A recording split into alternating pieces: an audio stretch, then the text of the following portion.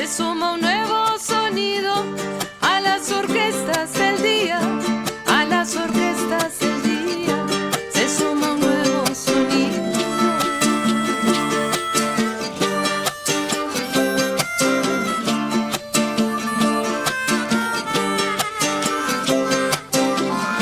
Se suma un nuevo sonido a las orquestas del día, a las orquestas del día, se suma un nuevo sonido. Muy buenas tardes, buenos días. Bueno, todo va a depender de cuándo ustedes puedan mirar esta propuesta tutorial de videoclase. En las últimas entregas, nosotros hemos ido analizando algunos presupuestos que pueden ser otros más, por supuesto, pero que a mi entender me parecen algunos presupuestos y algunos escenarios históricos, políticos, en donde por supuesto aparece todo el elemento y los componentes de las construcciones ideológicas que se van dando a lo largo de la historia. Y dentro de esos presupuestos de los cuales ustedes tenían como propuesta, era de alguna manera un pequeño marco desde donde nosotros íbamos a analizar la historia argentina, latinoamericana, sus procesos políticos, económicos y culturales. En esta primera entrega, donde ustedes tienen este marco de presupuestos y de elementos teóricos, hoy vamos a dar una nueva entrega de estos elementos, ¿no?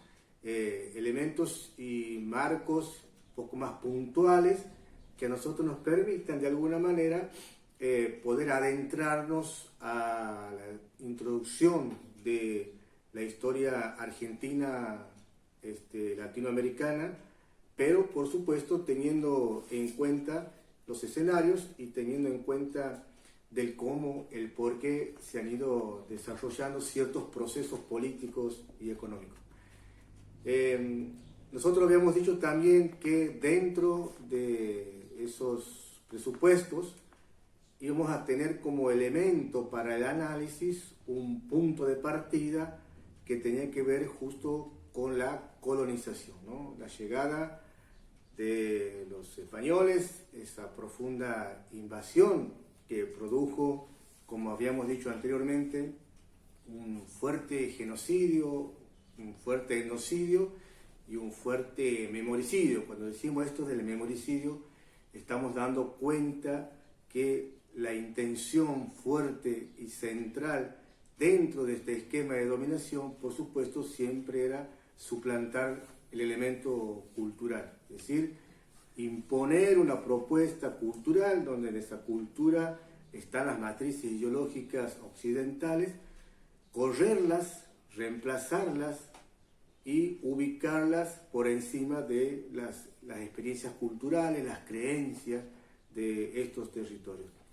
Para poder ir entendiendo esto acerca del proceso de colonización y cómo también en esa colonización habíamos dicho que la institución de la Iglesia había jugado un papel muy fuerte en cuanto a ser un dispositivo central en el proceso de inculturación, también por supuesto en ese aspecto negativo, si se quiere, también habíamos recuperado sus aspectos positivos. Uno se puede preguntar cómo también se pudo llegar a que la Iglesia tuviese esa fuerte vinculación con los imperios, esa fuerte vinculación con los estados, y cómo fue parte de este proceso político en América Latina y por supuesto también en Argentina, ¿no? Por eso es importante ir recuperando algunos hechos históricos. Hoy vamos a ver un poco en líneas muy generales la característica de un gran imperio que fue el Imperio Romano. ¿Por qué? Porque primero o segundo, para poder tener en cuenta también que lo que estamos tratando de identificar, lo que estamos tratando de tener como elemento desde donde podernos ubicarnos y sostenernos para analizar, es justamente estas categorías de imperio, ¿no? Imperio, dominación, conquistas, luchas. Es decir que la historia del mundo, la historia mundial, siempre han estado en tensiones por las luchas, por las conquistas, y el territorio, las disputas de los territorios, siempre fue el elemento por el cual hubo grandes combates, ¿no? Y por el cual muchos también fueron detrás de esa idea de la construcción de imperios y de dominación y de sometimiento a las demás culturas. El Imperio Romano se constituyó en una estructura inmensa, como una fortaleza grandiosa, culturalmente y socialmente hablando, y por supuesto que no estuvo ajena también a las contradicciones, no estuvo ajena a los riesgos y a los peligros de los demás pueblos que intentaban socavar ese dominio. Es así que para mantener Roma, el Imperio Romano, su estructura, para mantener su fortaleza, para mantener su dominio, fueron apareciendo personajes muy preocupados para no perder esa hegemonía de poder. Entre eso aparecen emperadores como Claudio II, como Aureliano, que establecieron un cierto tipo de orden político para resguardar ese dominio y para resguardar esa hegemonía, ¿no? Ese nuevo orden político que ellos, o que se dominó, se lo conoce como el dominatus, es decir, esa imposición frente a los demás y que los demás tuviesen frente a ese dominio, a ese poder, una especie de reverencia casi absoluta, ¿no? Incluso como algo así anecdótico, pero que va construyendo la simbólica de los poderes de hegemonía, tiene que ver cómo Aureliano incluye la diadema y la carpa púrpura, ¿no? La diadema, la corona que empiezan a usar los emperadores con algunos adornitos, y por supuesto la carpa purpural, esa carpa así roja que van ahí construyendo una especie de simbólica de vestuario, de liturgia. Y el otro emperador, Diocleciano, que va a incorporar dentro del rito, ¿no? La genuflexión, ¿no? Genu, que significa rodillas, flexión, arrodillarse, es decir, que estos elementos que van introduciendo una especie de vestuario, una especie de simbólica, de rituales, en donde se va mostrando el poder y el dominio. Esta idea, qué fuerte, ¿no?, de la genuflexión, te está diciendo que te debes arrodillar, postrar frente a una superioridad, dominus, el dominio, que no hay ninguna posibilidad de contestar frente a ese poder. Este emperador Diocleciano, por supuesto, tuvo una gran preocupación por las invasiones, pero le comenzó a preocupar un fenómeno que empezó a emerger, a moverse, que era el cristianismo. Tuvo una política religiosa de fuerte defensa, de repeler la religión cristiana, de sostener el culto romano, la tradición romana. No quería bajo ningún punto de vista que ese elemento identitario, cultural, social, político romano comience a romperse, a descabrejarse, sino todo por el contrario. Entonces, este intento de Diocleciano de querer mantener y querer sostener la tradición romana no fue altamente positivo, como decía, sino que hubo un fracaso en ese intento.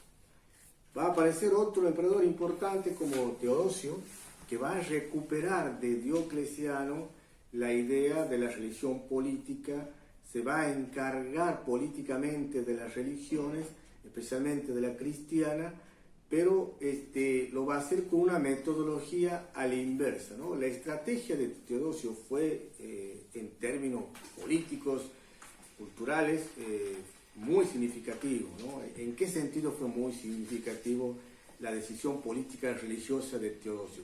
En el sentido de que va a asumir la religión cristiana, en vez de combatirla, la va a asumir a la religión cristiana, ¿no? Todo ese intento que tenía Diocleciano en un principio de ser riguroso, de mantener la costumbre romana, de controlar las tradiciones, de controlar las prácticas sociales, el celo, cuidado, se fue desvaneciendo por esta injerencia de la religión, especialmente de la religión cristiana. Fue así entonces, como decimos, que Teodosio hace una propuesta a la inversa. Entonces el Estado comienza con un proceso de tolerancia y finalmente termina por institucionalizar a la religión cristiana. Por supuesto que esta oficialización de la religión cristiana también va a traer una fisonomía distinta, diferente, ¿no? También en la época del Imperio Romano, otras religiones como la del Mitra y las religiones del Sol eran otras religiones que junto con el cristianismo circundaban, dando vuelta las costumbres romanas. Y como decíamos recientemente, las creencias, las prácticas tradicionales romanas van a quedar reducidas, quedan totalmente reducidas, relegadas solamente en algunas regiones. Y en este intento de comenzar a tolerar la religión cristiana, llega un momento en que la Iglesia comienza a ser oficial, comienza a institucionalizarse. Y aquí, en esto de que la Iglesia se institucionaliza, y en esto en que la Iglesia se oficializa, es cuando la Iglesia cristiana también comienza a estructurarse, comienza a moldearse, a tener ciertos esquemas del Imperio Romano. Si ustedes se acuerdan, cuando recién hacíamos referencia y hablamos, qué interesante esto, ¿no? Cuando estos emperadores celosos de mantener el orden político, de mantener la hegemonía, comenzaron a construir ciertos rituales, ciertos ritos de culto hacia el poder hegemónico, como decíamos, la diadema, la capa, la púrpura roja, el gesto de la genuflexión del siervo que se debe postrar y arrodillar frente al único ser superior en cuanto al poder en la tierra, ¿no?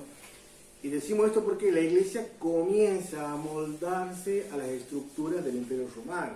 Por eso, si ustedes observan en las películas, o incluso en las películas que teníamos como propuesta para mirar en la semana anterior, en esta lucha de religiones, aparecen todos estos gestos, toda esta simbólica, todos estos escenarios en donde se pone en visibilidad y en evidencia el poderío, ¿no? La Iglesia también usando los ritos, los vestuarios, la genuflexión, la diadema, las coronas, o todos los ritos que tengan que ver con una situación de dominación. Entonces decimos esto como para poder entender también, ¿no?, cómo llega la estructura de la Iglesia Católica, de qué manera va llegando a estos territorios en la época de la conquista, ¿no?, como para tener un elemento así muy general de cómo ha ido avanzando la Iglesia. Pero también otro dato importante que me parece fundamental para tener un panorama mucho más amplio, o algunos elementos que nos permitan ir entendiendo algunas cuestiones también, que tienen que ver justamente que en este nuevo auge del cristianismo, en esta nueva aparición de la Iglesia como Iglesia oficial, también van a aparecer otras religiones en la historia.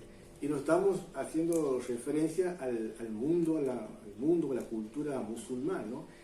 Estos eran pueblitos dispersados por toda la región, ¿no?, pueblos árabes dispersados por toda la región, en donde nadie tenía la sospecha de que podían tener algún tipo de injerencia o alguna especulación de querer formar alguna suerte de imperio para comenzar a disputar territorios. Nadie hasta el momento sospechaba de esas tribus desparramadas por el territorio, por todo el Mediterráneo. No había sospecha sobre ellos.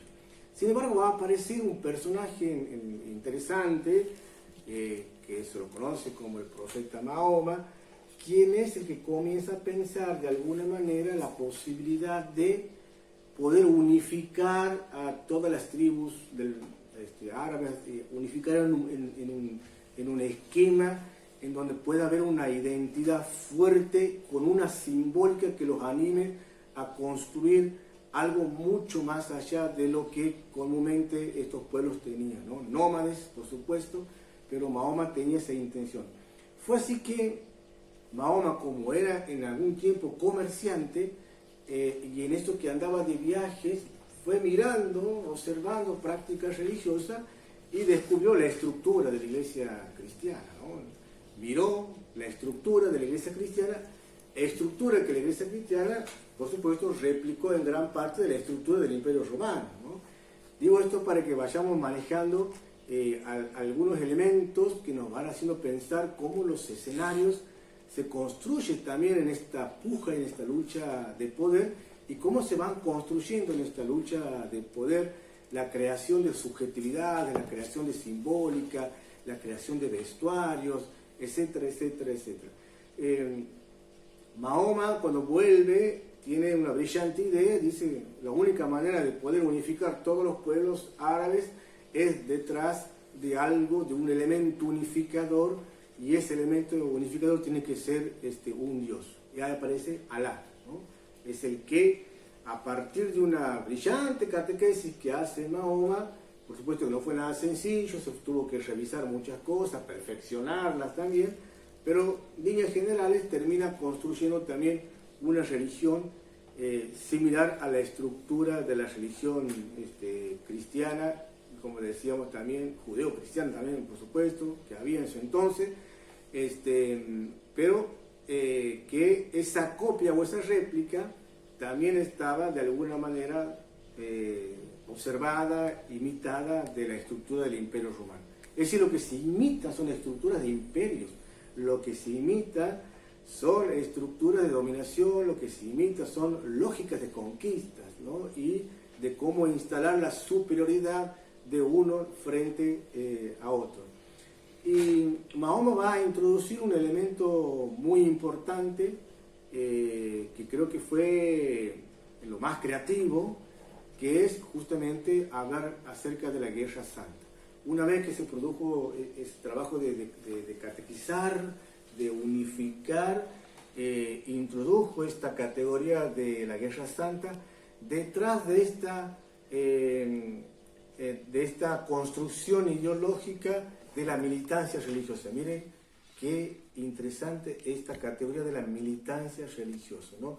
Desde la militancia religiosa, bajo las convicciones de la creencia de Alá y la conducción de Mahoma, esta militancia religiosa hace y constituye a los pueblos árabes a que tengan una identidad mucho más fuerte, que tengan esa posibilidad de decir y de pensar traspasar sus fronteras, que antes era insospechable, ni que siquiera ellos mismos hubiesen imaginado querer traspasar las fronteras de donde se movían comúnmente, ¿no? Pero esta construcción religiosa, política, esta idea de la Guerra Santa y esta construcción de la militancia religiosa hizo que se constituyese en un pueblo también conquistador, en un pueblo que las demás culturas, el Imperio Romano, la Iglesia Católica, comienzan a temer por la manera en cómo iban creciendo.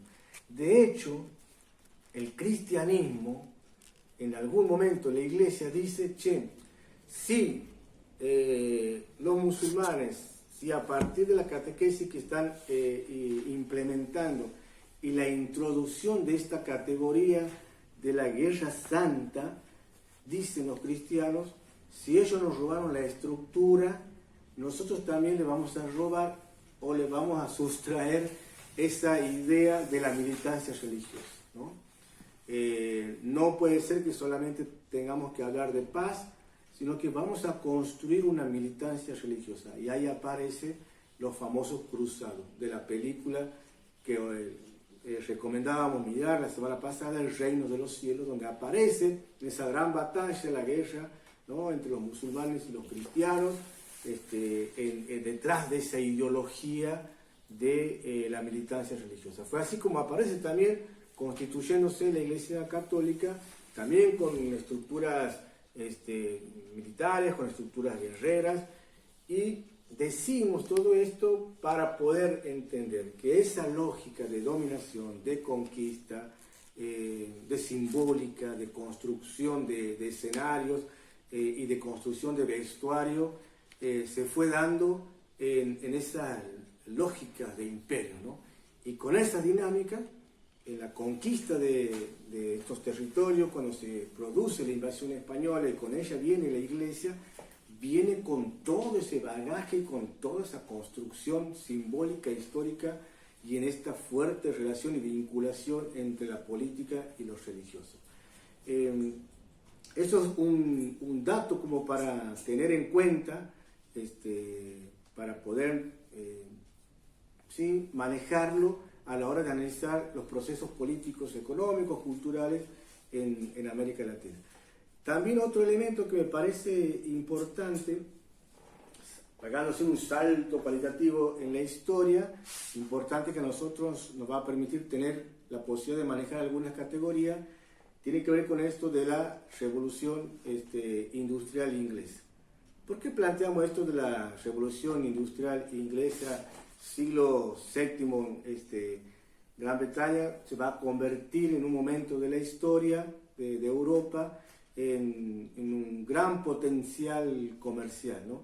Y a su vez algo importante que empieza a aparecer, la población empieza a crecer de una manera tan significativa que el comercio que produce Gran Bretaña detrás de esa creación, de ese aumento de la población, le va a dar un poderío y una importancia bastante significativa. Pero van a aparecer junto a ese proceso de cambio una cuestión que tiene que ver con las innovaciones tecnológicas. Y ahí aparece, por supuesto, la máquina a vapor, ¿no? Que va a ir cambiando la configuración y la sociedad del momento. ¿Por qué? Esas máquinas a vapor se las guardaba en unos galpones gigantes, llamadas fábricas, y que los que manejaban esa máquina a vapor, esos operarios que manejaban, son los que van a constituir la clase obrera. Por supuesto que ese escenario, mire que estamos dando ahí un salto colectivo, hemos hablado de la simbólica, de la construcción de la conquista, de cómo se iban dando esa disputa por la lucha territorial y cómo se necesitó construir simbólica, y el elemento religioso fue muy fuerte para poder producir la construcción de imaginarios de simbólica y que los anime a la lucha y a la búsqueda de la conquista. Pero con este nuevo tiempo, ya hablando en el siglo VII, con Gran Bretaña, cuando aparece esto que acabamos de decir, la máquina a vapor, las fábricas, un nuevo fenómeno social de los que empiezan a trabajar o operar la máquina, que es la clase obrera, la clase trabajadora, ¿verdad? Y detrás de eso aparece lo que conocemos como el capitalismo, aquel que concentra todos los recursos, el que tiene la capacidad de la disposición de la materia prima, por supuesto concentrada en una mano minúscula, en muy pocas personas. Y aquí el capitalismo necesita y va a comenzar a construir un elemento ideológico. El capitalismo va a necesitar construir teorías que le justifique por qué ellos tienen esa capacidad o por qué ellos tienen esa decisión absoluta de la concentración de bienes y de recursos en manos de unos pocos y en desmedro de la gran mayoría.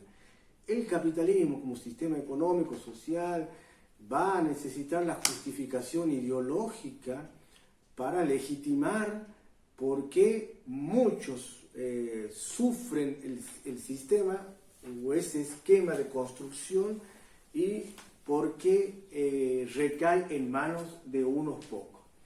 Y ahí donde aparece de lo que habíamos hablado anteriormente de las construcciones o de las teorías dominantes. Son las teorías dominantes las que van a comenzar a dar justificación. Por supuesto que se va a hablar de escenarios y de lugares geográficos en donde se busca la teoría de la justificación de que hay sociedades que están más civilizadas que otras y que detrás de esa civilización están los bárbaros. Entonces las ciudades civilizadas, los estados civilizados son los que tienen predominio sobre los bárbaros. Decir que hay sociedades que piensan, hay otras que no piensan. Bueno, ese juego de la construcción que se empieza a armar desde el capitalismo, por supuesto que detrás de esto está lo que hoy conocemos como lo que el neoliberalismo va construyendo. Voy tirando algunas pistas para que podamos ir teniendo herramientas, elementos de comprensión. Entonces hemos agarrado el Imperio Romano, las características en líneas generales, por supuesto, cómo se construyó el poderío de la religión, entre eso la Iglesia Católica, los musulmanes, cómo a partir de esa construcción de poder, de simbólica y de relación de la Iglesia con el Estado, que necesitaban la construcción de un elemento unificador que era de un Dios. Detrás de esa lógica y de esa construcción, Dios lo quiere, en el nombre de Dios, por supuesto también se cometieron atrocidades tremendas, ¿no? Todo fue pensado en nombre de Dios. Dios quería esto, Dios quería lo otro. Por supuesto que después de muchos años uno hace una distancia y entra como a sospechar si realmente ese era Dios, ¿no? Entonces hay algunos teóricos, teólogos, que hablan de esta idea de que otro Dios es posible, ¿verdad? No puede ser ese Dios dominador, castigador, conquistador, etcétera, etcétera. Estos elementos nosotros nos van a permitir, como decíamos recién, poder adentrarnos. Otro escenario que me parece interesante es la Revolución Francesa, ¿no?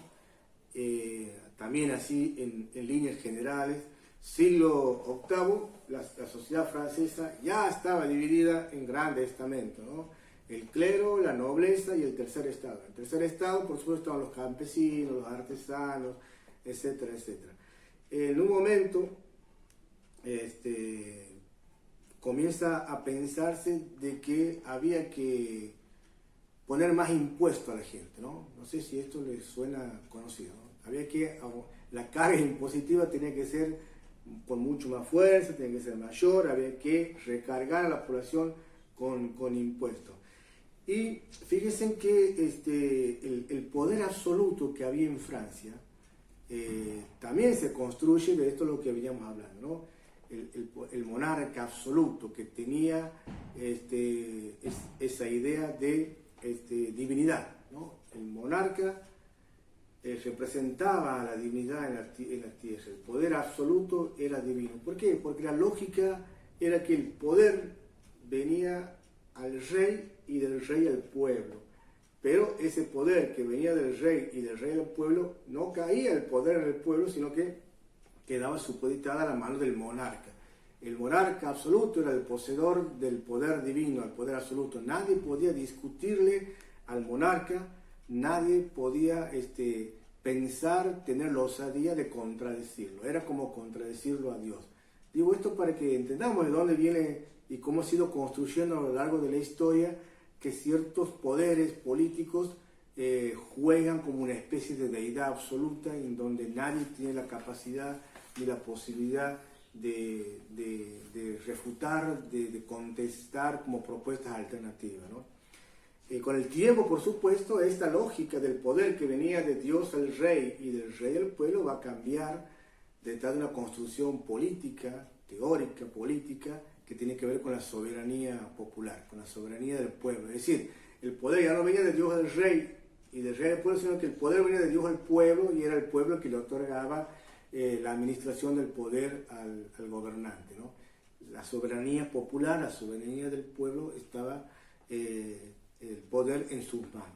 Bueno, entonces, dicho esto, en Francia, en esta monarquía absoluta divina, Luis XVI comienza a reunir a los estados generales para justamente colocar nuevos impuestos, ¿no? Y es ahí cuando el tercer estado, los artesanos, los campesinos, llaman a una gran resistencia y constituye la Asamblea Nacional. En esa Asamblea Nacional se sancionó la Declaración de los Derechos del Hombre y del Ciudadano, donde por supuesto empieza a trabajarse la idea de la libertad de los hombres. Estos escenarios, con estos elementos generales, nosotros nos introducimos a América Latina, la historia de América Latina. En esto vamos a comenzar a trabajar, y esta es la propuesta que ahora les voy a dejar para ustedes, para que la podamos ir madurando, cómo con todos estos escenarios que hemos venido hablando, se constituye en estos territorios un nuevo modelo de gobierno colonial, ¿sí? España, la que administraba grandes territorios en estos continentes y que tenía, por supuesto, la gracia de la Iglesia Católica, porque España en algún momento de la historia, en esta lucha de las invasiones o de los pueblos bárbaros que querían ocupar territorios cristianos, España se convierte en un estandarte, en un espacio geográfico de mucha resistencia y comienza a tener muy buenos ojos por parte del papado. Ahí aparece una gran fusión y una gran vinculación religiosa política. España llega, por supuesto, a estos territorios y así como todo imperio comienza a debilitarse, España en algún momento sintió el debilitamiento de lo que había logrado como conquista y lo que significa el tema de la conquista, de la dominación, de la invasión. Entonces necesita reorganizar un nuevo modelo de gobierno colonial. En eso aparece la creación de las intendencias, comienzan a tener un ejército profesional, ¿no?, reclutado en España. Y por supuesto que también otro dato importante es empiezan a redefinir la relación con la iglesia. Porque la iglesia había aprendido mucho de la estructura. La iglesia tenía vastos territorios, tenía estructuras dispersadas por todos lados, mucho poder, por supuesto, y en esa redefinición y en esa manera de vamos a pensar de vuelta la relación de la iglesia con el Estado es cuando España decide la expulsión de los jesuitas, que en un paréntesis venían haciendo un trabajo, si se quiere, extraordinarios en cuanto a la formación y a la manera de llevar adelante este proceso de evangelización. La sospecha, por supuesto, estaba en el gobierno español, que no miraba con buenos ojos. Se produce la expulsión, ¿no? Ese aliado histórico que tenía fue expulsado. Entonces, con estos elementos, yo los dejo para que comencemos a trabajar cómo fue ese modelo de gobierno colonial en América Latina para poder entender hasta la fecha los procesos políticos, los procesos económicos y los procesos culturales. Bueno, muchas gracias. Nos vemos en el próximo encuentro.